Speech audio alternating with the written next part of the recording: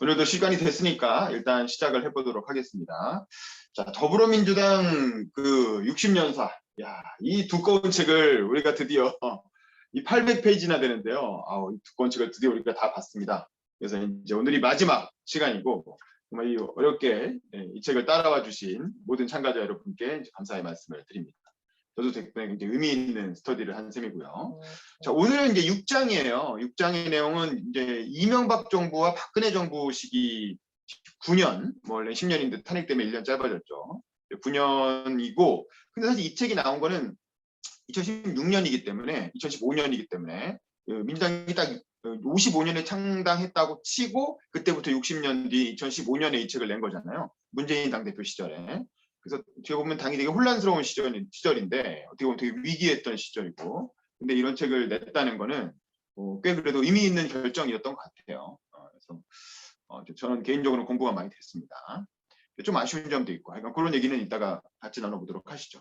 일단 정지웅 변호사님부터 음소거 키시고, 이 6장 부분은 분량이 되게 짧잖아요. 앞에 비하면 거의 뭐 반에 반대 안 되는 뭐 몇십 페이지밖에 안 되는 짧은 분량인데, 어쨌든 6장 부분 읽으면서 어떤 생각이 드셨는지 소감 좀 얘기해 주시죠.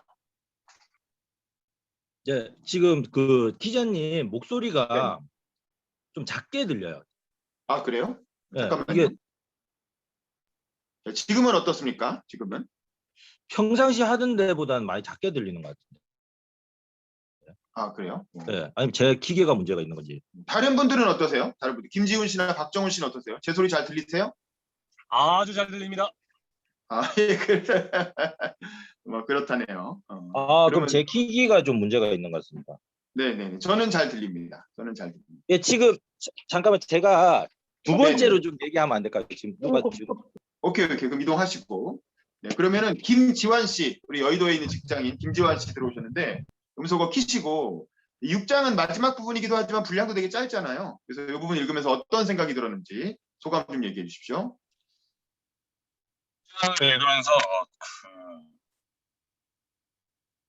6장은 되게 뭐 이명박 박근혜 정부에 대한 비판이랑 우리가 했던 그런 실정들이 좀 우리라고 하면 안 되죠. 민주당이 했던 실정들이 그런 좀 나와 있는 그런 거였는데, 지금 제가 딱 눈에 띄었던 거는 그 이명박 정부에 대한 뭐 몇 대 실정 비판했던 그 부분이 좀 눈에 띄더라고요. 예를 들면은 뭐 지금 뭐 국민의힘에서 민주당 문재인 정부에 대해 몇 대 실정을 하면서 뭐 탈원전 정책이나 뭐 최저임금 그런 뭐 서민 경제 뭐 그런 얘기로 하는데, 뭐 탈원전 같은 정책을 제외하고는 굳이 그때나 지금이나 별로 그렇게 비판하는 지점이 변하지 않았다라는 느낌이 먼저 들었어요. 그래서 이게 민주당은 그때 국민의힘을 비판을 할 수가 있었는데, 지금 민주당은 과연 국민의힘의 비판에서 자유로울 수 있을까라는 고민이 좀 들었고, 물론 전 탈원전 정책에 대해 찬성하는 입장이기 때문에 탈원전은 좀 논외로 하지만 다른 뭐 경제 정책 같은 거는 좀 이견이 있을 거라고 생각을 해요. 그래서 정말 이거를 좀 프레임에 갇히지 말아야지 이제 뭐 다음 대선도 같이 한번 좀 제대로 이제 붙어볼 수 있지 않을까, 뭐 그런 생각이 좀 들었고, 그리고 좀 사실 이때 정치가 2015년 말에 되게 다이나믹하잖아요. 사실 안철수 대표가 탈당을 하고 뭐 이제 국민의당이 생기고 또 이제 아예 야권 재편이 이루어지는 시기고, 근데 그때 딱 이 책이 나와가지고 그의 생생한 얘기가 좀 안 담긴 것도 좀 아쉽고, 그리고 이제 아무래도 민주당이 이제 바닥을 찍고 이제 주식 말로는 떡상이라고 하죠. 이제 반등을 시작하는 계기가 2016년 총선부터인데, 그 2016년 총선 얘기도 없는 게 좀 아쉬워요. 네. 근데 이게 2015년 말에 보니까 2016년 초 2015년 말에 나온 것 같더라고요. 그래서 언젠가 70년사가 다시 나온다면은 여기에 뭐 보강을 해서 더 나와서 그런 생생한 얘기가 좀 담겼으면 좋겠습니다. 네, 이상입니다. 네, 감사합니다. 자, 정지웅 변호사님 이제 말씀 가능하신가요? 음소거 키시고. 제가 지금 이 제일 마지막 6장 부분에서 제가 그때 19대 국회에 근무를 했던 시절인데요. 어느 의원실이었죠, 그때? 어느 의원실? 박영선 법제사법위원장실입니다. 박영선. 예, 박영선 그때 법사위원장 하셨거든요. 음.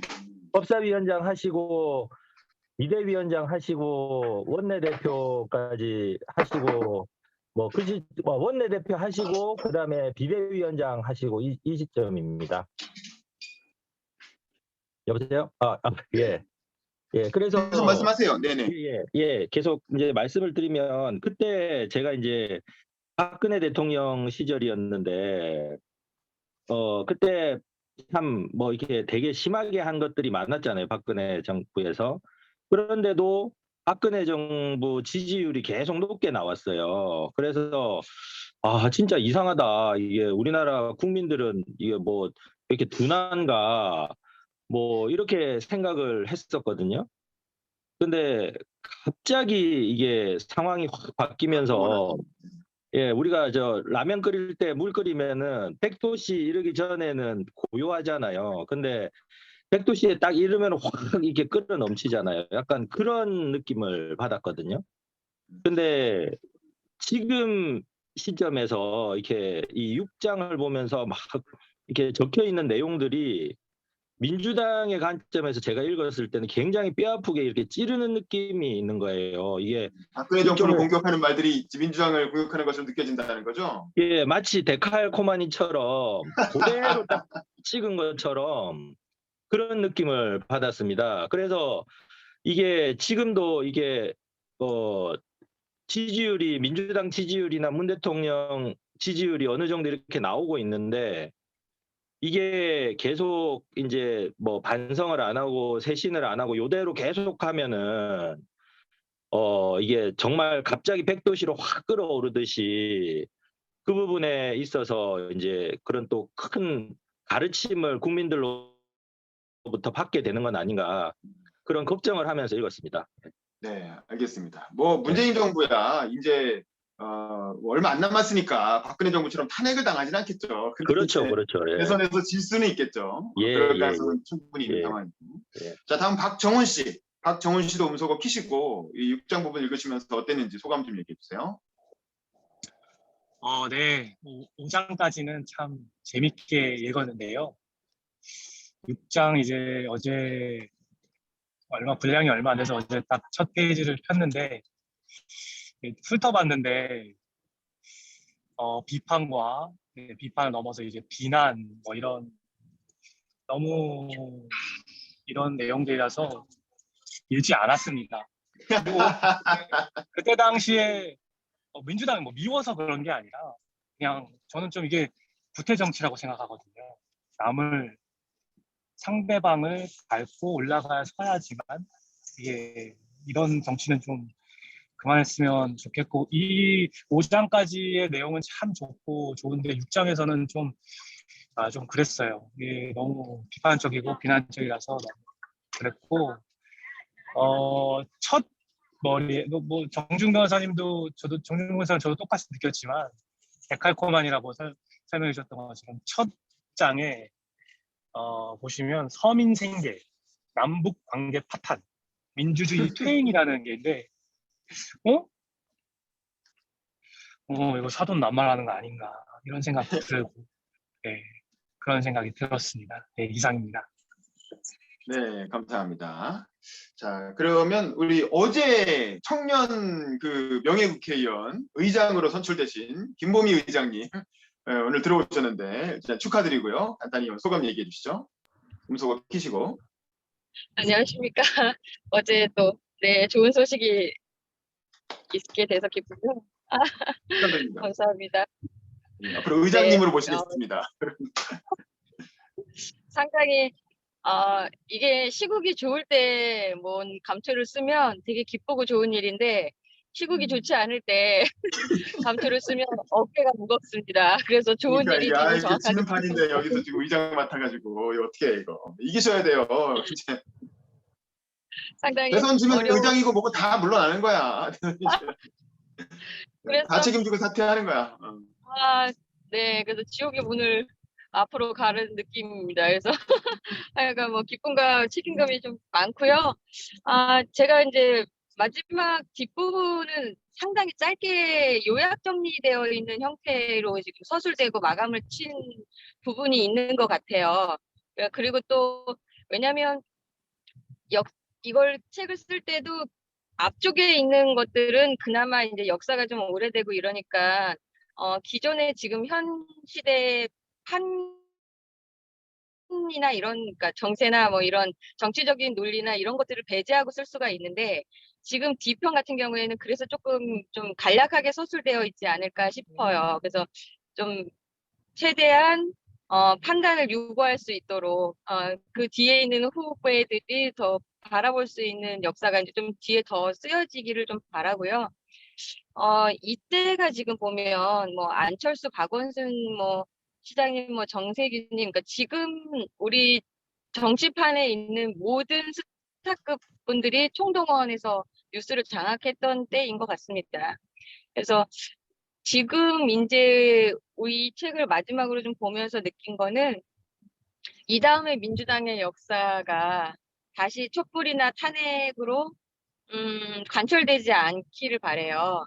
그러니까 뭐 다른 외국에서는 우리나라 민주주의를 상당히 높게 김대중 선생님이나 뭐 촛불 집회를 하면서 되게 데모크라시적인 국가라고 하는데 거꾸로 얘기하면 그거를 들지 않게 하는 국가가 올바른 국가죠. 그래서 촛불이나 탄핵이 좀 없는 민주당의 역사가 뒤로 더 쓰여지기를 좀 바랍니다. 이사입니다.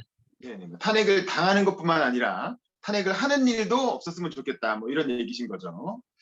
네, 잘 알겠고요. 그다음 우리 한송현님도 들어오셨는데 음소거 키시고 뭐 뒷부분 분량 얼마 안 되긴 하는데 어떻게 읽으셨나요? 읽으셨으면 읽은 대로, 안 읽었으면 안 읽은 대로 좀 자기소개 부탁드립니다. 저 못 읽었고 네, 그냥 듣는 것만 유익해서 예, 그 들어왔고요. 지금 예, 밥 차려주면서 듣고 있어가지고 네, 괜찮습니다. 괜찮습니다. 부담 갖지 마세요. 한송현님은 남양주시에서 활동하시는 그 당원이시고 그 네네. 청년 그 여성 더불어 여성 연설 대회에 참여하신 분입니다. 조만간 다음 달에 저 이렇게 이 내용으로 강의 요청을 해주셔가지고 그때 제가 한번 자세히 정리해서 다시 한번 네, 말씀드리도록 제가 할게요. 제대로 못 들어서 너무 아쉬웠고 너무 좋아서 제가 섭외했는데 되게 잘 반응이 좋을 것 같아요. 제 생각에. 다들 다 이게 들으면 예. 아이고. 어쨌든 감사합니다. 네. 자, 그러면 우리 봉한나님도 들어와 계신데요. 봉한나님도 음소거 키시고 간단히 자기소개 좀 해주시고 혹시 뭐 안 읽으셨겠지만 뭐 자기소개 좀 해주시죠. 봉한나님? 안녕하세요. 제가 근데 버스라서 제가 좀 얘기를 하기가 너무 어려워서. 간단히 소개만. 예, 안녕하세요. 저는 봉한나라고 하고요. 일상정책연구소라는 단체를 통해서 여러 가지 정책 담론이나 주제들을 공론하기 위해 노력하고 있습니다. 감사합니다. 네, 반갑습니다. 민주당 청년 당원인 것까지는 얘기해도 되겠죠? 네, 민주당에서 활동하고 계신 분이고요. 자, 그 다음에 최승재님도 음소거 키시고 간단히 본인 소개 좀 부탁드립니다. 아마 책은 안 읽었을 것 같고 본인 소개만. 네, 지금 화면 키기가 조금 그래서 안녕하세요. 괜찮아요. 네, 전북이사회에서 청년 활동하고 있는 최승재입니다. 그 지난번부터 라디오 듣듯이 조금 듣고 있는데 너무 소중한 기회 주셔서 감사합니다. 이번에 잘 듣겠습니다. 고맙습니다. 네, 그다음에 서정현님도 이제 옥저버로 들어오셨는데 음소거 키시고 자기 소개만 부탁드립니다. 아마 뭐 책은 안 읽으셨을 것 같고. 네, 안녕하세요. 책은 있는데 책을 아직 못 읽었거든요. 저는 경북 영주에 살고 있고 경북도당 홍서위 위원입니다. 김보미 단장님 덕분에 이렇게 들어오게 됐습니다. 감사합니다. 네, 반갑습니다. 우리 박현숙 님도 들어와 계신데 여전히 연결하기 좀 어려우시죠? 박현숙 님, 잠깐 음소거 키고 자기소개 가능하신가요? 네, 오늘도 어려운 걸로. 그러면 저도 좀 소감을 일단 좀 말씀드려볼게요. 이게, 그러니까 이 책이 제가 첫 시간에도 말씀드렸지만 저자가 다 장별로 다르잖아요. 그러니까 장별로, 물론 자기들끼리 뭐 회의를 했다고 하긴 하는데 장별로 저자의 성향에 따라서 굉장히 좀 이렇게 저술 태도나 뭐 중요시하는 내용이 조금씩 다르더라고요. 그러니까 이제 김삼웅 씨란 분이 서설을 쓰시고 이 마지막 부분에 그 6장 앞부분을 김삼웅 씨가 쓴 것 같아요. 근데 김삼웅 씨는 이제 역사학자로 뭐 이승만 평전, 김대중 평전, 뭐 노무현 평전 뭐 이런 식으로 유명한 정치인들의 평전을 시리즈로 쭉 내시는 분인데 이분은 굉장히 진보 성향이에요. 진보 성향이고 정치적인 어떤 투쟁성이 되게 강한, 야당성이 강하신 분이죠. 그래서 이분이 쓴 부분은 굉장히 정치적이야. 굉장히 이제 그 이승만 정권, 박정희 정권, 뭐 이명박 박근혜 정권 비난하는 그 예봉이 아주 날카롭게 써 있는 약간 정치적인 선언 같은 글을 쓰시는 분이고, 김진배 씨가 아마 그 10하고 그 이승만 정부를 쓴 것 같은데, 그 부분은 김진배 씨는 약간 기자 출신이지만 역사학자 같은 느낌으로 그때 어떤 역사적 사실을 취재한 내용을 가지고 쓰셨는데, 정운현 씨는 오마이뉴스 기자 출신이죠. 그래서 이분도 약간 그런 식으로 좀 쓰신 것 같고, 이 김태근 씨는 경향신문 기자 출신인데 이분은 김대중 자서전을 쓰신 분이잖아요. 김대중 자서전 그 녹취를 풀어서 이렇게 쓰신 분. 그러니까 글은 되게 잘 쓰시는데, 그 지난 오정 때 말씀드린 것처럼 김대중 노무현 부분은 김태근 씨가 쓰셨잖아요. 이 부분은 그냥 대통령의 역사의 관점에서 쓴 거예요. 김대중 노무현 정부의 역사에서 썼지, 사실은 그때 민주당 내에서 무슨 일이 있었는지는 잘 모르기도 하고 별로 관심사도 아닌 것 같아요. 그래서 그냥 그 김대중 노무현 정부, 특히 두 대통령의 행적에 대해서 5장이 썼고, 6장은 다시 김삼웅 씨와 정운현 씨가 썼는데, 김삼웅 씨는 주로 정부를 비판하는 당시 이명박 박근혜 정부를 극디라는 내용으로 쓰셔갖고, 여기서 이제 박정훈 씨가 이제 국민의힘 청년 당원으로서 되게 거부감이 생기신 것 같고, 그다음에 정운현 씨는 이제 뒤에 좀 역사적인 내용을 추가했는데 분량이 너무 짧죠. 그리고 맨 마지막 부분에 어떤 종교라는 멘트는 전병현 전 의원이 이 편집위원장이었죠. 전병현 의원이 직접 썼습니다. 그래서 우리 민주당은 이렇게 해가지고 아예 주어를 민주당으로 해서 이제 마지막 결론 부분을 쓴 뭐 그런 내용인데, 하여간 다들 분량은 얼마 되지 않고 6장은 되게 짧은 내용입니다. 그러니까 이제 제가 좀 약간 그런 게 아쉬워요. 만약에 이거를 70주년 기념사를 2025년이나 6년이 되겠죠. 만약에 된다면, 내게 된다면 약간 좀 이 서술 원칙 같은 걸 좀 통일할 필요가 있지 않을까 싶고, 그다음에 약간 1권과 분량이 지금도 800페이지인데 10년이 더 늘어나면 더 분량이 늘어날 거 아닙니까? 70주년 사는 1권, 2권으로 나눠서 다시 편집을 해갖고 내면 좋지 않을까. 개인적으로 그런 생각을 했고요. 좀 아쉬운 점은 뭐 이게 너무 정치사 위주로 썼고, 특히 60년 그 6장의 내용은 우리 최근이잖아요. 그러니까 우리 독자들이 대부분 알고 있을 거라는 생각에서 그냥 좀 약간 건성건성 건너뛴 부분이 있다. 근데 이제 이게 정당의 자기 역사면 사실은 신문에 나온 정치사도 중요하지만 정당 내부에 무슨 일이 있었는지를 정리를 해줘야 그게 후세의 어떤 뭐 당원들이나 혹은 정당 연구자들한테 사료로서 의미가 있는 거거든요. 특히 좀 아쉬운 부분은 뭐 이런 거죠. 김상곤 혁신위가 나오는 부분이잖아요. 문재인 대표가 집권을 했는데, 문재인 대표가 집권할 때 보면 당시 최고위원들 보면 나중에 다 탈당한 사람들이에요. 박주선이라든가 무슨 뭐 그런 뭐 이런 사람들, 이른바 동교 멤버들이 최고위원회 같이 다 합류를 했기 때문에 계속 이렇게 문재인 대표를 까는 거야. 그러니까 최고위원회 하는데 문재인 대표가 뭔가 얘기하면 옆에서 또 뭐 누가 한번 까고 누가 한번 까고 이러면서 다 이제 당내에서 최고위원들이 당대표를 공격하는 그런 구도가 계속 만들어졌던 거고, 그런 상황에서 재보궐선거만, 주승용이죠, 맞습니다. 그리고 재보궐선거만 했다 하면 맨날 패배하고, 이러니까 문재인 대표가 당대표가 됐는데도 사실상 리더십을 행사할 수가 없었던 거예요. 그러니까 할 수 없이 본인이 대표직에서 한 발 물러나면서, 왜냐하면 대표를 내려놓으면 전당대회를 다시 해야 되는데 그러면 좀 골치 아파지니까 전당대회는 다시 하지 않은 채 본인이 2선으로 후퇴를 하면서 당 혁신위원장으로 안철수 대표를 원래 이제 위촉을 하려고 했어.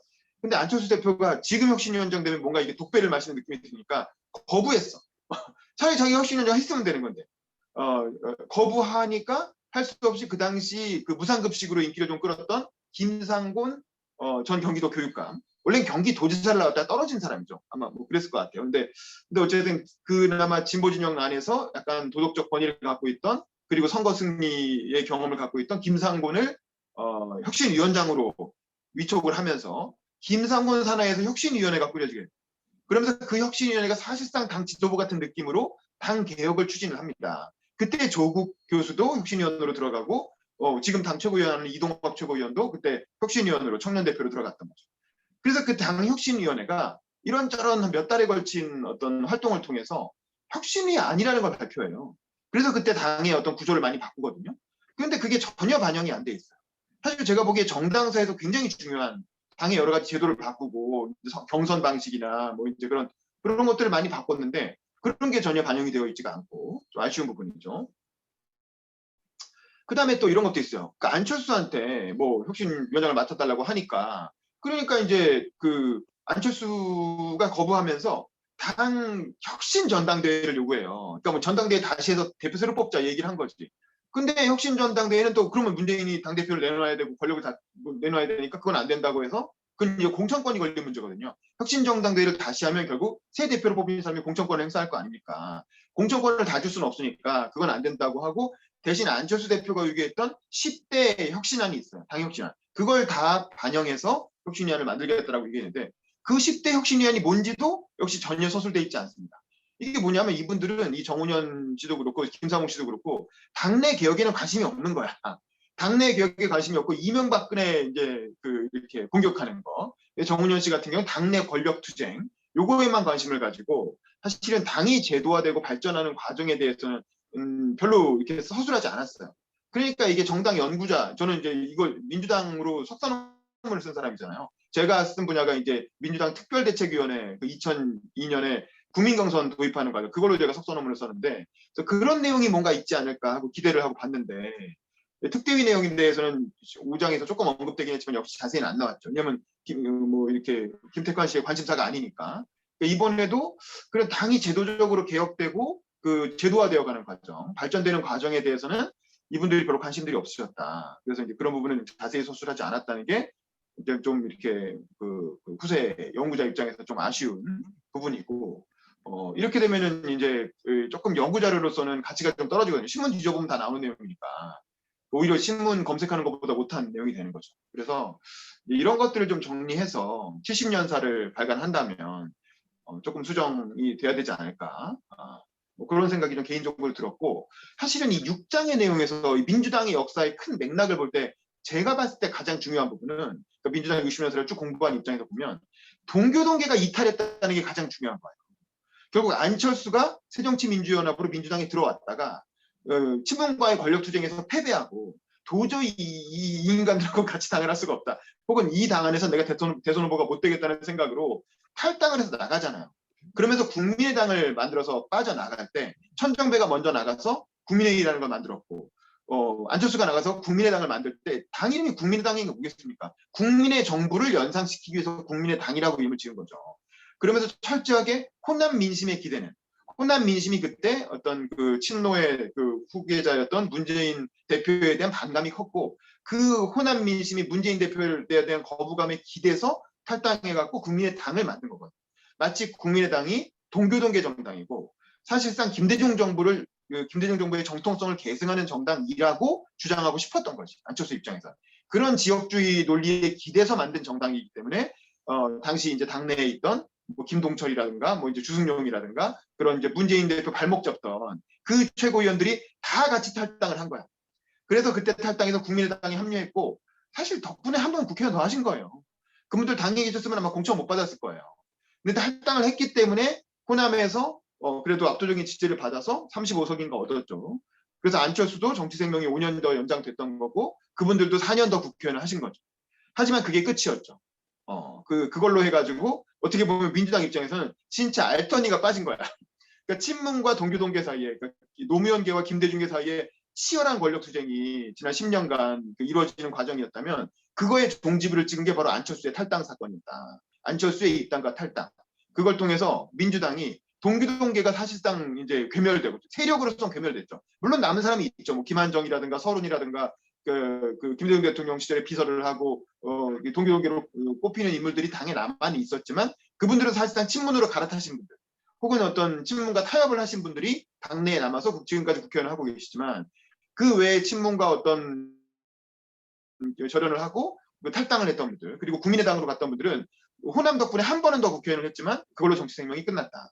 그리고 그때 탈당했던 뭐 정동영이라든가 천정배라든가 이런 사람들마저도 사실은 친노에 가까운 사람들이었는데 이때 이제 친문 진영과 갈라서면서 국민의당으로 갔고 역시 국민의당 덕분에 한 번은 더 국회의원을 했지만 그걸로 그냥 이제 정치 생명은 더 이상 이어지지 않고 끝나게 되는 거죠. 그리고 국민의당은 나중에 민주평화당이 됐다가 민생당이 됐다가 결국엔 전원다 낙선하고 지금은 의석이 없는 30억 그 지원금 남은 정당으로 그냥 당직자들만 남아있는 그런 정당이 되었다. 그리고 거기서도 또 안철수 대표는 또 탈당해서 이제 국민의당이라는 비례대표 3명만 있는 정당을 만들어서 이제는 국민의힘하고 합당을 하려는, 혹은 국민의힘과 뭔가 단일화를 하려는 이제 그런 상황으로 가고 있는 거죠. 그러니까 그래서 정당 내부의 역사의 관점에서 보면 6장 부분에서 가장 중요한 점은 역시 안철수 대표의 입당과 탈당, 그 과정에서 동교동계가 대거 당해서 어떤 소거되고 결국 친문 1세계 혹은 이제 문재인 대표 중심의, 문재인 대통령 중심의 어떤 친문 정당으로 재편됐다는 거. 친노 중에서도 일부가 또 이탈했죠. 김병준 교수 같은 사람이 이탈해서 지금 자유한국당 비대위원장으로 갔고 지금 윤석열 캠프에 결합한다는 거 아닙니까? 이제 뭐 그런 현상들이 나타나고 있는. 그래서 결국에는 민주당의 큰 역사를 보면 처음에 한민당 인천 김성수로부터 시작됐다가 신익희의 정당이 됐다가 윤보선 장면이 갈등을 하다가 그다음에 이제 그 윤보선 그 2번 선거 떨어지고 유진호 유진산이 당을 이어가다가 이제 40대 기술을 통해서 김대중, 김영삼, 이철승이라는 젊은 지도자들이 나타나고 김대중 망명 간 사이에 김영삼과 이철승이 당내 갈등을 벌이다가 그러다가 결국 이철승 아웃되고 이민우를 잠깐 얼굴마담으로 내세웠다가 80년대 김대중과 김영삼의 정당이 되고 신민당. 그러다가 김영삼이 주도하는 통일민주당에서 김대중이 탈당하면서 통일민주당, 평민당 2개로 쪼개졌다가 이제 결국에는 김영삼은 3당 합당으로 여당 쪽으로 넘어가서 이제 보수 쪽으로 가고 결국 김대중의 평민당이 이어지다가 노무현 대통령을 배출하고 노무현과 동교동계가 갈등하다가 결국에는 노무현 문재인 세력이 그 당을 장악하는 그런 그 구도가 60년 동안 이루어져 왔다. 이렇게 설명할 수가 있을 것 같아요. 당의 흐름을 크게 보면. 그 결국에는 이렇게 됐기 때문에 지금의 민주당은 굉장히 탄탄한 정당이 됐어요. 뭐냐면 이게 지도부가 2개의 어떤 정통성을 가지고 오래 있으면 계파 갈등으로 해서 끝없이 갈등을 일으키거든요. 근데 그나마 지금의 민주당이 계파 갈등이 없어요. 뭐 비문이라고 하는 사람이 뭐 옛날에 누구 박용진, 뭐 조응천, 뭐 김혜영 이런 사람들 몇 명이 또 이렇게 누구죠? 그 탈당한 변호사? 약간 얄밉게 생긴 사람이 누구지? 그러니까 그 4명이 이제 있었는데 그 사람들은 그냥 개별적으로 그렇죠. 금태섭. 근데 이제 그런 사람들은 그냥 개별적인 원맨쇼로 약간 다른 목소리를 냈던 거고 하나의 조직화된 세력이 아니었어요. 그 공천권을 행사할 정도의 지분도 없었고 그렇기 때문에 그 사람들은 약간 일탈 행동을 했던 거고 일부는 탈당하고 어떤 사람은 낙선하고 어떤 사람은 그냥 자연스럽게 이재명 이렇게 으로 넘어가면서 이제 또 이재명 캠프에 또 합류하는 모습을 보이면서 지금 애매해지고 있는데 어쨌든 지금은 그 친문 1세계 정당, 그러니까 단일 계파 정당이 된 거죠. 그리고 단일 계파 정당이 지난 총선에서 대박을 터뜨리면서 무려 180석, 170석 이상을 가진 그 대형 정당이 됐고 이게 과연 민주당에게 어떤 약이 될 것인가 독이 될 것인가 이렇게 단일 계파로 정리됐다는 점 그리고 의석이 엄청나게 많아져서 선거에서 큰 승리를 했다는 점이 앞으로 다음 대선 혹은 그 다음 총선에서 민주당의 어떤 약이 될지 독이 될지 그리고 또 친문을 대체할 만한 새로운 어떤 정치 세력이 등장할 수 있을지 이게 이제 지금 어제 안 그래도 어제 그제 이재명 후보가 그 전통시장 가서 육성으로 연설하면서 그 얘기했잖아요. 민주당의 이재명이 아니라 이재명의 민주당을 만들겠다 이렇게 얘기했잖아요. 이게 뭐냐면 이재명계를 만들겠다는 일종의 선언인 거거든요. 그동안 문재인계가 일방적으로 주도해온 정당에서 이제는 이재명계를 하나의 어떤 계파로 만들겠다는 거고 그걸 통해서 당의 체질을 바꾸겠다는 거고 왜냐하면 문재인계가 지금 엄청난 국민적 이제 공분을 사고 있으니까 그러면 이재명계는 과연 문재인계와 얼마나 달라질 것이며 또 사실 대부분 지금 친문 정치인들이 다 이재명 캠프에 합류하고 있기 때문에 과연 얼마나 실질적인 차별성이 있을 것인지 이런 것도 우리가 좀 관심을 가지고 지켜봐야 될 대목이 아닌가 하여간 뭐 그런 생각이 좀 들었습니다. 지금 이 정도로 하고 마지막으로 그러면 이런 질문을 드리고 싶어요. 앞으로 2026년 5년경에 이제 더불어민주당 70년사를 민주당이 만들지 어떨지 모르지만 이것도 이제 최고위가 결정을 하고 예산을 배정해서 만들어야 되는 건데 뭐 그때 가서 만들지 어떨지 모르지만 한 10년 단위로 계속 갱신하면 좋긴 하겠죠. 그때 만약에 70년사를 쓴다면 이 민주당의 어떤 개혁 과제 혹은 민주당원이 아니신 분들은 그냥 한국 정치의 개혁 과제 앞으로 이제 2026년경을 봤을 때 민주당이 앞으로 어떻게 바뀌어야 된다고 생각하시는지 70년사에 들어갈 민주당의 어떤 변화의 모습은 어떤 것이어야 한다고 생각하시는지 그런 걸 마지막으로 질문을 드리면서 오늘 스터디를 마무리할까 하는데 어떻습니까? 먼저 우리 정지훈 변호사님부터 혹시 얘기해 주실 수 있나요? 정지훈 변호사님 2026년에 민주당 70년사를 만약에 본인이 쓴다면 어떤 내용이 들어갔으면 좋겠습니까? 아니 10년 있다가 쓰면 이제 그동안의 뭐 반성적 과제나 앞으로 나아갈 바 그 두 가지가 들어가야 될 것 같은데 지금 이제 뭐 오늘 계속 미술적인 관점으로 얘기를 하면 지금 동교동계가 다 나가면서 당이 더 샛노랗게 됐잖아요. 아주 샛노랗게 돼가지고 대박을 쳤어요. 대박을 쳤는데 이게 과연 지금 뭐 약이 될까 독이 될까 그래 저는 독이 될 것 같거든요. 그래서 지금 보면은 자동차가 아주 좋은 자동차가 잘 달리기 위해서는 강한 그 엑셀도 있어야 되지만 잘 밟으면 잘 나가는 것도 있어야 되지만 브레이크도 존재해야 되거든요. 근데 지금 브레이크가 너무 미약한 것 같아요. 이렇게 아주 너무 단일하게 그 계파가 없어지면서. 그래서 우리 제가 이제 뭐 실명을 말하기 실명 이제 말해도 될 것 같아요. 신문에도 많이 나서니까 최병천 우리 저기 부원장님 민주연계 부원장님 그 아주 충언을 하시는데 그게 전혀 받아들여지지가 않거든요. 그래서 그것이 지금 이제 안 받아들여진 상태에서 이게 뭐 지금 또 뭐 비대위 아니 저기 뭐냐 또 이제 의총도 뭐 의총도 여신다 그러고 이제 이렇게 하는데 과연 이제 이걸로 인해서 이런 방식으로 이제 대선에 갔을 때 어떤 결과가 나올 것이냐 저는 이제 한번 궁금하고요. 그다음에 두 번째는 그 조국 교수님 사태가 있었잖아요. 근데 그때 제가 진보 집권 플랜을 책꽂이에 있는 걸 다시 찾아서 읽어봤어요. 근데 집권하기 거의 한 뭐 10년 가까이 되기 전에 나온 책인데 거기 나와 있는 이런 구체적인 어떤 그 주제들을 뭐 최저임금이라든가 근로시간이라든가 교육이라든가 노동 문제라든가 그게 다 언급을 해놨는데 그걸 거의 뭐 그 방식대로 이제 정권을 이렇게 하셨어요. 근데 그거를 보면서 그게 어떻게 뭐 좋은 성과를 내지를 못했잖아요. 그게 왜 좋은 성과를 내지 못했을까를 생각해 보면 지금 뭐 사회의 어떤 그런 실상이나 이런 것을 바탕으로 해서 정책이 만들어져야 되는데 요 뒷부분에 이런 내용이 나오더라고요. 우리 민주당은 뭐 교조적으로 뭐 하면 안 되고 뭐 총론의 깃발만 들면 안 되고 당론에서 더 유능하고 유연하며 세련된 진보가 더불어민주당이 가야 할 방향이다라고 이렇게 잘 적어 놓으셨는데 그대로 안 하고 총론의 깃발을 들어가지고 그렇게 하니까 계속 뭔가 정책이 안 먹히잖아요. 근데 지금 이제 차기 정부가 우리가 승리할 수도 있잖아요. 차기 정부에 가서도 과연 이게 총론의 깃발이 아니고 강론에서 더 유능하고 유연하면서 세련되게 잘 할 수 있을까라고 물어보면 좀 고개가 갸웃거려져요. 그래서 민주당이 70년살 쓰겠죠. 없어지지 않겠죠. 근데 이런 생각이 들어요. 우리 그 바나나가 노랗잖아요.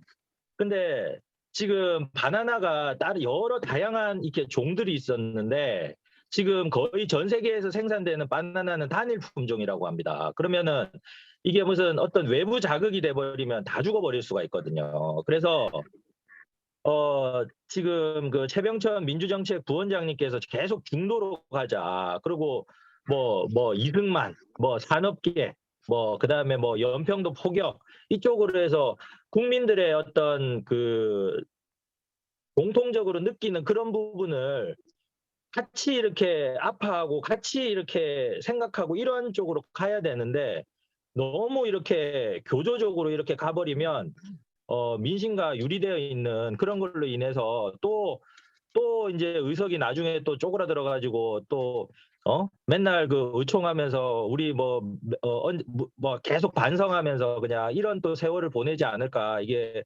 걱정이 되고 근데 이게 그냥 그래요. 혼자서 하는 게 아니고 여러 사람이 많이 모여 있는 곳이다 보니까 그렇게 쉽지 않은 문제인 것 같습니다.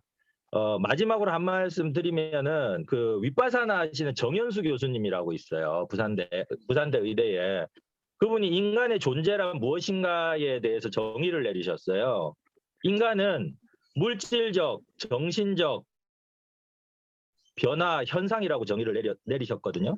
근데 저는 정당도 마찬가지라고 생각합니다. 물적 기반 하에서 어떤 그 정신적인 그리고 끊임없이 변화하는 민주당이라는 이름은 동일하게 이렇게 가져가지만 그 주도 세력은 계속 바뀌는 것이잖아요.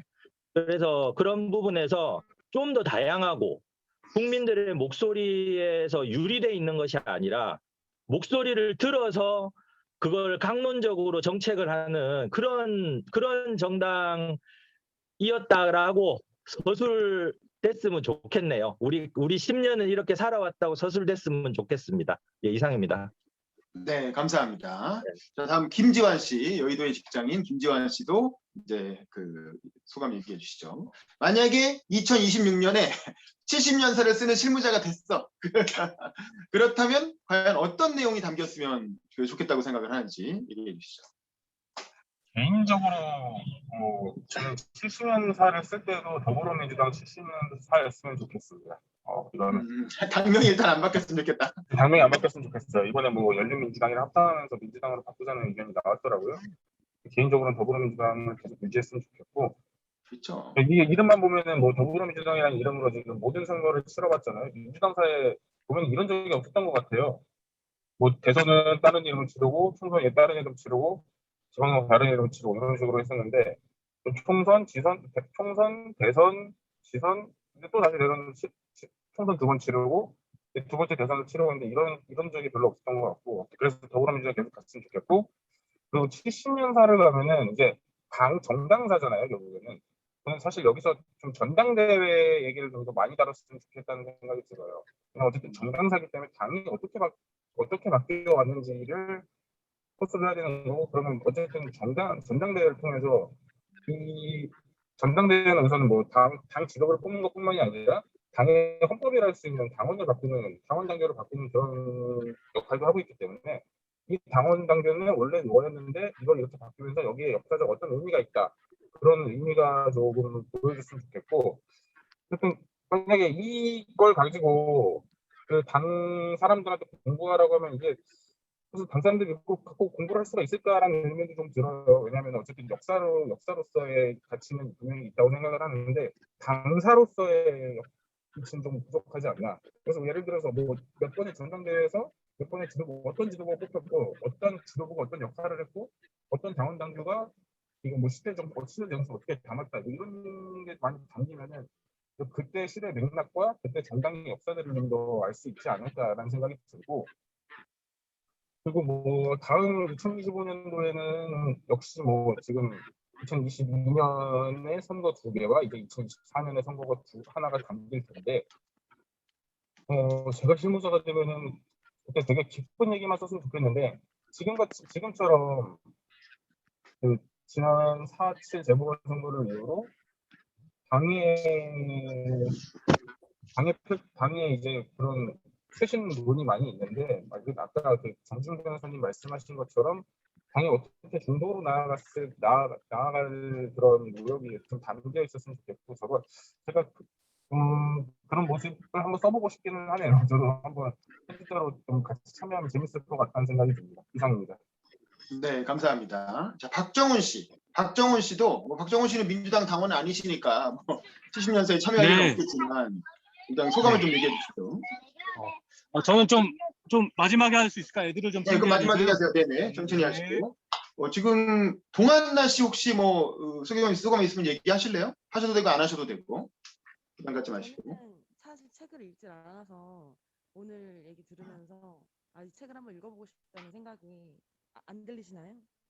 네, 좀 크게 얘기해 주세요. 들리긴 들리는데 아주 작게 들립니다. 그러니까 저는 다른 분들 얘기 들으면서 이제 책을 안 읽어본 입장에서는 마지막 6부가 어떻게 쓰여 있길래 다들 저렇게 말씀하시는 걸까 하는 생각이 좀 들었고, 저도 이 책 제목을 봤을 때는 정당사 측면에서 많이 쓰였겠다 이런 생각을 했었는데 지금 말씀하시는 거 보니까 또 그런 게 아닌 것 같더라고요. 그래서 지금 계속 책 구매하려고 교보문고 들어갔다가 계속 강의 들으면서 안 사도 되는 건가? 이런 생각을 조금 했었고, 6장이 특히 그래요. 다 그런 건 아니고 그래, 아까 저자에 따라 다르더라고요. 그런 게 일자에 있었습니다. 네, 그리고 만약에 70년 기념해서 이렇게 책이 다시 나오게 된다면 이제 저 개인적으로는 이제 앞으로 오는 10년에 대한 그러니까 70년에서 바라본 앞으로의 10년에 대한 얘기가 조금 더 디테일하게 많이 나와서 이 책을 읽는 사람으로 하여금 민주당의 그 다음 스텝을 같이 볼 수 있는 그 저자들의 얘기가 함께 나와줬으면 좀 더 풍부하지 않았을까? 그러니까 그 앞에서는 이제 역사적인 관점에서 그리고 정당사적 관점에서 기록했다면 뒤에는 각 저자들의 생각도 같이 들어있으면 훨씬 좀 재밌게 읽을 수 있지 않을까 하는 생각이 좀 같이 들었습니다. 네. 네, 감사합니다. 혹시 한송현님 뭐 하실 말씀 있으신가요? 없으면 그냥 패스해도 되고. 한송현님? 뭐 안 읽으셨는데 뭐 70년사까지 얘기하라는 게 좀 부담될 수도 있죠. 예, 저는 그냥 말하는 것 자체가 좀 어려울 것 같아요. 네, 왜냐면 패스. 많은 게 알겠습니다. 없어서. 그러면 네, 최승재님. 최승재님 혹시 뭐 요 주제에 대해서 하실 말씀 있으신가요?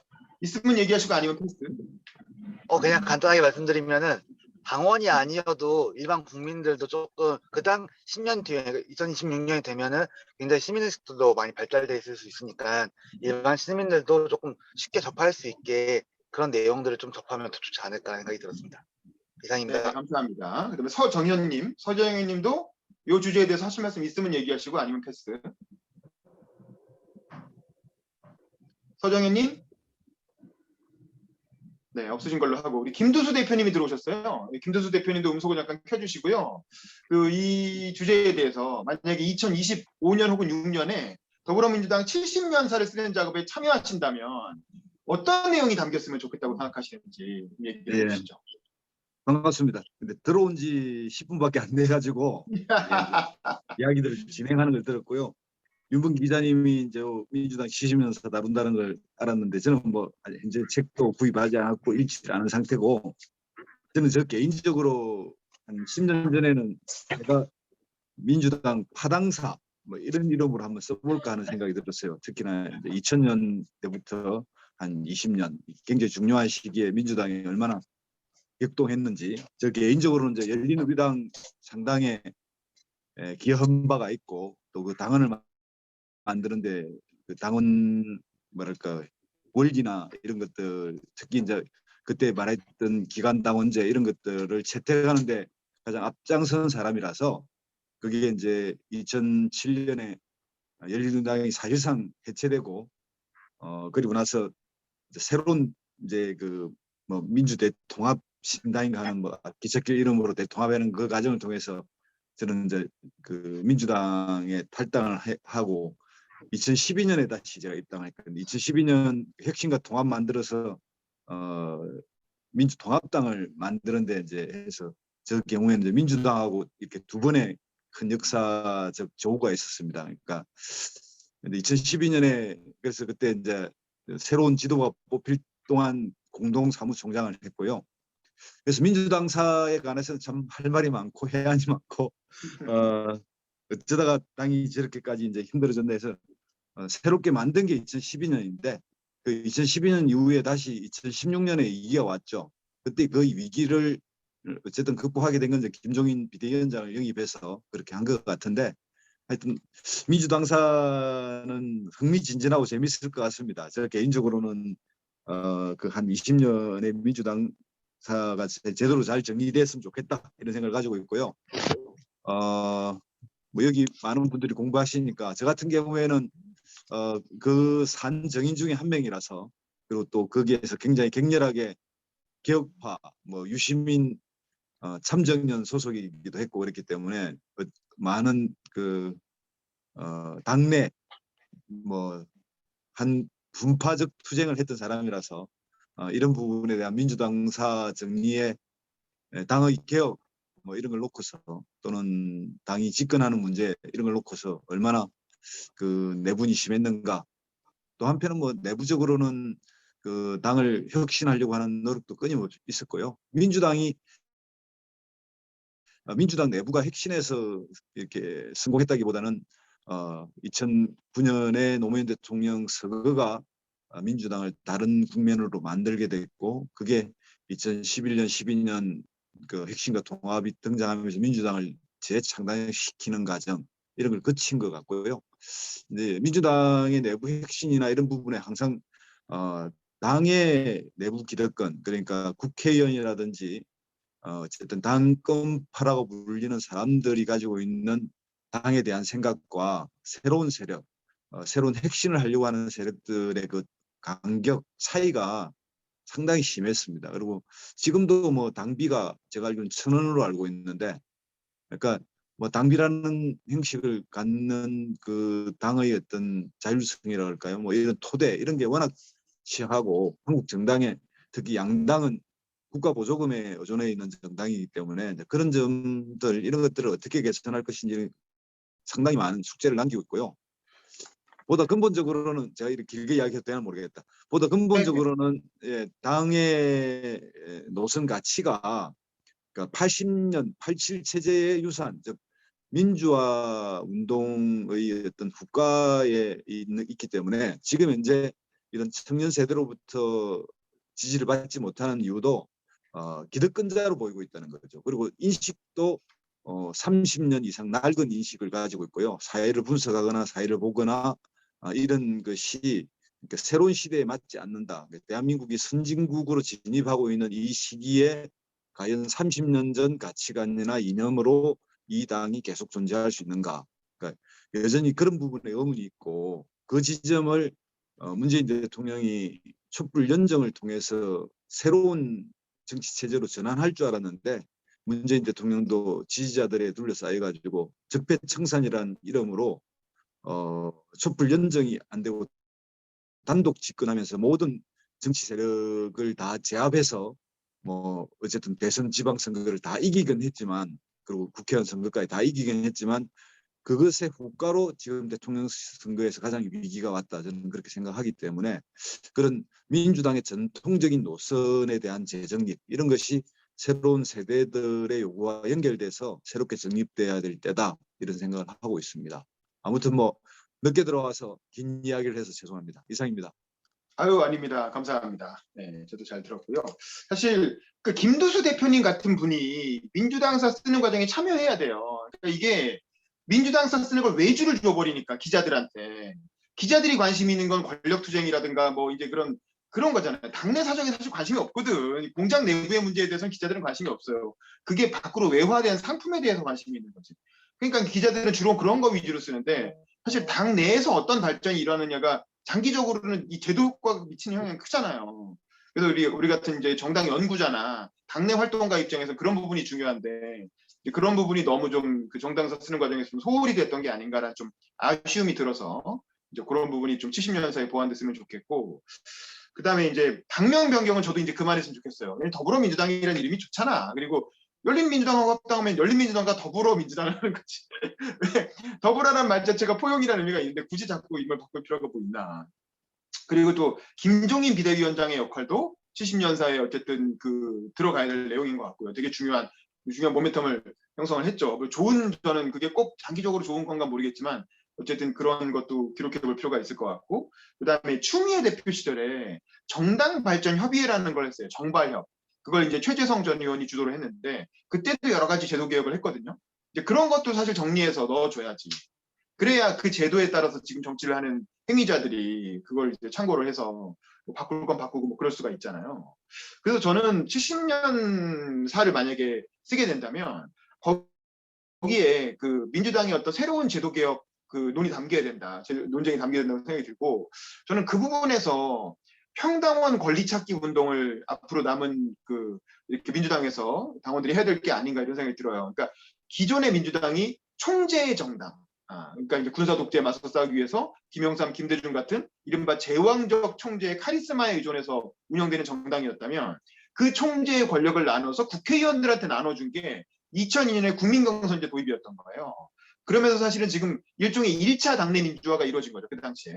1차 당내 민주화가 이루어져서 총재를 폐지하고 국회의원들이 권력을 나눠 가지는 그런 정당이 됐어. 그래서 지금 지방선거 공천이라든가 이런 데에서는 대선 후보는 상대적으로 민주적으로 뽑지만 국회의원 그 밑에 그 후보들, 국회의원 밑에급의 선출직 후보들은 거의 국회의원이 제왕적 권력을 행사하잖아요. 국회의원 하나하나가 지역에서 작은 제왕적 총재가 되어 있는 거거든요. 그래서 사실 국회의원에게 집중된 이 지역위원장에게 집중된 권력을 당원들에게 다시 되돌리는 그런 2단계 정당 민주화 조직 개혁이 필요하다. 그런 생각이 들고 이제 그렇게 하기 위해서는 지금처럼 이렇게 깜깜이 경선을 하는 것이 아니라 당내에서 지역구마다 구의원, 시의원을 뽑을 때 다 이렇게 후보 간의 토론도 하고 연설도 하고 그걸 의무화해서 실질적인 경쟁성이 보장되고 당원들의 어떤 참여가 보장되는. 당원들은 당연히 당비를 내는 당원들은 좀 배타적인 투표권을 가져야죠. 근데 모든 걸 다 일반적으로 ARS 여론조사를 해가지고 당비 내나 안 내나 똑같이 전화 오면 전화 받아서 투표하고 그럼 누가 당비를 내고 당 활동을 하겠어요. 그래서 사실 후보 경선 과정에서 당비를 내는 당원들이 좀 더 가중치라도 받는, 적어도 뭐 일반 국민 참여 못 시키면 또 욕먹을 테니까 당비를 내는 당원들에게 가중치가 주어지는 형태고, 그리고 당원들이 실질적인 선택권을 발휘할 수 있도록 후보들의 토론, 연설 뭐 이런 걸 통해서 후보들을 비교 평가할 수 있는 기준이 제시되는, 그게 뭐 배심원단 형태든 뭐든 비례대표를 상향식으로 뽑는 건 당연하고, 이제 어쨌든 그런 것들이 좀 제도화되는 그런 형태의 당내 조직 개혁이 필요하다는 거 하나. 또 하나는 뭐냐면 노선의 개혁이, 정책 노선의 개혁이 필요해요. 지금은 민주당이 아까 정지훈 변호사 잘 말씀해 주셨는데 이른바 진보 집권 플랜이라고 하는 조국 교수가 오연호 대표랑 인터뷰에서 썼던 그 노선대로 집권해 온 거잖아요. 그건 뭐냐면 민주당의 좌클릭 노선이었던 거예요. 조국 교수 자체가 사실은 이제 산호맹 출신이기도 하고 또 정의당이나 뭐 민주노동당 계열과 어떤 친화성을 가지고 있는 분이었잖아요. 그리고 문재인 대통령 자체도 길게 보면 어떤 민주화 운동 내부의 어떤 우리나라의 진보 진영에 속해 계신 분이고, 그래서 이 사실 민주당의 어떤 좌경화 현상은 민주당의 긴 역사에서 보면 이게 일탈이거든요. 사람들이 되게 오해를 하는, 민주당이 원래 좌파 정당이라고 생각을 하는데 그게 아니고 민주당은 원래 우파 정당이에요. 보수 야당이고, 근데 조국 교수의 노선, 문재인 대통령의 노선은 민주당이 원래 정통 노선에서 이탈한 노선이에요. 민주당의 정통 노선은 김대중 노무현 노선이고 중도 우파 노선입니다, 원래는. 근데 지금 민주당 안에는 오히려 중도 우파가 소멸하고 오히려 좌파 계열의, 혹은 이제 그게 최저임금 인상이라든가 소득주도 성장이라든가 탈원전이라든가 이런 정책 노선으로 등장하게 되는 거고, 그게 사실 문재인 정부에 대한 그 민심 이반을 가져온 거죠. 그리고 또 하나는 이 토건족에 대한 혐오감, 이 건설 어떤 공급 정책에 대한 반감, 이게 사실은 전형적인 좌파 노선인데 그게 결국 문재인 정부의 정책적 실패를 불러온 거거든요. 그래서 이제 그게 최병천 부원장님이 하신 얘기기도 하고, 그래서 저는 김대중 노무현의 정책 노선으로 돌아가야 된다. 그게 뭐냐면 민주당 우파 노선의 복원이라는 거죠. 근데 그거를 깃발을 들고 나갈 정치인이 없어. 최병천 부원장은 혼자 그냥 개인적으로 하는 얘기인 거고, 뭐 정치인은 아니시잖아요. 뭐 선출직이 아니니까.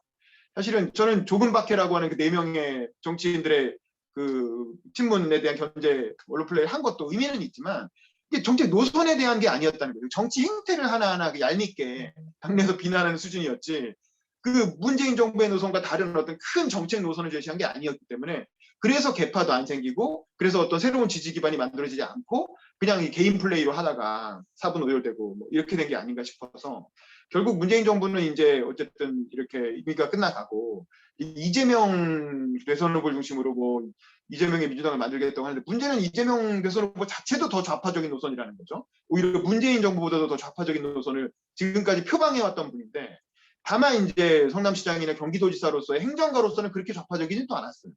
행정가로서는 또 실용적인 면모를 많이 보여줬기 때문에 과연 이재명의 민주당이 그 어떤 문재인의 민주당과 얼마나 다를 것인가, 그리고 민주당의 그 이른바 중도 실용 노선 혹은 김대중 노무현 노선, 한미 FTA를 추진하고 민주주의와 시장 경제 병행 발전을 추진했던 김대중 노무현 노선으로 얼마나 먼저 복귀할 것인가, 그게 이제 앞으로 70년사 민주당을 바라보는 중요한 관전 포인트가 되지 않을까, 뭐 그런 생각이 들고, 그 노선은 결국 그 민주당 좌파 노선은 586 세대의 주류 노선, 전대협 노선이었던 거죠. 근데 전대협이 주류를 차지하면서 사실은 문재인 정부를 그 방향으로 끌고 갔던 거고, 근데 이제 그게 결국 국민들로부터 지금 심판받는 상황이 이번 대선 그리고 다음 총선이 될 가능성이 크고, 그러면 그 다음에 민주당을 이어갈 주류 세력이 과연 거기서 어떤 노선 투쟁을 할 것인가를 우리가 좀 관심을 가지고 지켜봐야 되지 않을까, 뭐 그런 생각이 듭니다. 자, 저는 이 정도로 얘기하고 마지막으로 아까 마지막에 얘기한다고 하셨던 김보미 씨하고 박정훈 씨 얘기 듣고 마치도록 하겠습니다. 김보미 씨 지금 얘기 가능하신가요? 우리 김보미 네. 의장님. 네. 네. 이제는 이재명님의 민주당의 이제 대선 후보 체제여서 더욱 말을 드리기가 조금 어려워요. 네, 정치인이시니까 적당히 정무적 판단을 담아서 말씀하세요. 네, 그래서 괜히 요즘에는 이제 모르겠어요. 제가 생각하는 민주당에 대한 자긍심에 대한 그리고 후대가 이런 책을 읽었을 때 그래도 긴 역사 동안 민주당을 지켜온 우리 선배님 분들의 이런 역사적인 이래도 민주당은 이런 건 자긍심이 좀 있어 라는 거가 70년 사이에 좀 많이 담겼으면 좋겠고 저는 뼛속까지 민주당을 사랑하는 사람이라 이렇게 막 이름이 계속 바뀌거나 이러는 건 솔직히 좀 마음이 너무 아픕니다. 그래서 너무 이름이나 이런 것들을 정치적인 표의 그 몇 프로테이지 표 때문에 전체 역사에 대한 자긍심을 좀 바꾸는 일은 좀 없기를 바라거든요. 그래서 더 깊게는 말씀을 못 드리는 제 입장을 이해해 주시고. 알겠습니다. 그렇고요. 이제 모르겠습니다. 이게 정권 심판론이 더 우세해가지고 정권이 한번 바뀌고 다시 민주당사가 이어갈지 아니면 정권 심판론을 어떤 프레임으로든지 이재명 대선 후보 캠프에서 이렇게 잘 해서 또 다시 민주당사가 이어갈지는 모르겠습니다. 근데 그 어떤 형태로 되든 간에 제가 바라는 거는 그런 것 같아요. 제가 두 아이의 엄마인데 최소한 우리 두 아이 엄마한테 떳떳한 대통령님이 뒤에 역사로 좀 쓰여지기를 바라는 마음이거든요. 그래서 공부를 하는 거고 60년사 읽으면서도 계속 우리 아이들한테도 얘기를 해주고 싶은 떳떳한 민주당이 좀 되어줬으면 하는 게 제 요즘에 가장 큰 바람입니다. 그리고 뭐 더는 깊게 제가 지금 이제 그래서 세게 발언도 못하는 이 시격이 됐네요. 하여간 우리 민주당 좀 자긍심 있는 대한민국의 역사로 계속 이렇게 좀 이어나가면서 쓰여줬으면 좋겠고 이 책을 좀 바라보는 후배들이 이제는 이거 하나는 말씀드려도 될 것 같아요. 이제는 우리 이제 바라보는 우리 2030 세대에 있는 정치인들이 어떠한 형태로든지 정치적인 발언과 의원의 좀 기본 할당 비례 같은 좀 정치로 좀 많이 나와줘야 돼요. 그러니까 기존 정치인들이 좀 비켜줘야 되거든요. 그러니까 그런 것들에 대한 게 없으면 민주당이 자꾸 정체가 되면 썩거든요. 그래서 새로운 2030 세대의 기본 할당제라든가 아니면 20대는 최소한 몇 프로 의원을 준다던가 그래서 그분들을 또 아카데미로 교육을 시키고 또 우리 같이 이렇게 정책 토론을 한다든가 하는 새로운 물꼬가 좀 터져야 민주당이 썩지 않고 계속 돌아갈 수 있을 거라고 저는 생각하거든요. 그래서 하여간 우리 민주당 많이 응원해 주십시오. 이상입니다. 화이팅. 자, 그다음에 박정훈 씨 마지막으로 박정훈 씨 얘기 듣고 끝내도록 하겠습니다. 네, 잘 들었습니다. 저는 뭐 어떤 시대 상황이나 국민의 선택은 옳았다고 생각하고요. 그러면서 점점 민주주의는 발전한다고 생각합니다.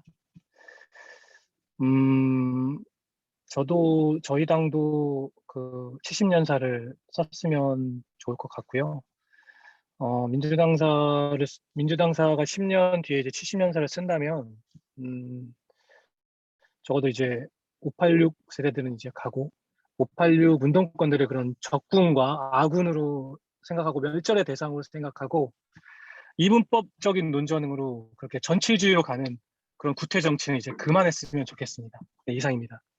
네, 고생하셨습니다. 제가 한마디 어쨌든 이렇게 말씀하세요. 저희가 저희 12월 2일 날 저희 민주당 60년사 지금 공부했잖아요. 이거를 좀 더 압축해서 임범기 인권님께서 강의를 해주시거든요. 근데 오프라인에서 하는데 그동안 수업을 빠져서 못 들으셨거나 더 듣고 싶으신 분들은 꼭 참석하셔서 들으시면 후회 없으실 것 같습니다. 저희가 위치는 남양주 병지역구 사무실이고, 그러니까 김영민 의원님이 그날 참석 예정이신데 또 모르죠. 아이고. 못 올지도 모르죠. 원래는 오신다고 했는데 또 갑자기 아니 선거운동이나 하시라 그러세요. 바빠 죽겠는데 뭘 그런 데를 봐. 나중에 영상으로 보시던가. 예, 그래서 그때 같이 보면 또 반가울 것 같고요. 저희가 그래서 시간 되시는 분들은 생각보다 이 남양주 병지역구가 가까워요. 그 간병북로 타면 한남동에서 한 30분이면 오거든요. 그 지하철로 무슨 역이죠? 구리역인가요? 지하철로는 도농역이고요. 도농역. 네, 그 청담 영동역에선 안 막히면 한 15분에서 18분 정도 걸려요. 안 막히면 길이 좋아서 쭉 뚫려 있어서 많은 참석 부탁드립니다. 네, 감사합니다. 이렇게 광고까지 해주셔서 감사하고. 김동욱님 들어와 계신데 혹시 마지막으로 소감 얘기 가능하시면 하시고 아니면 그냥 끝낼게요.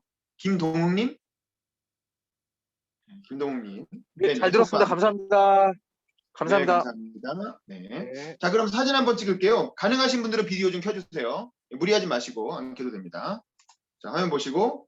자, 하나, 둘, 셋.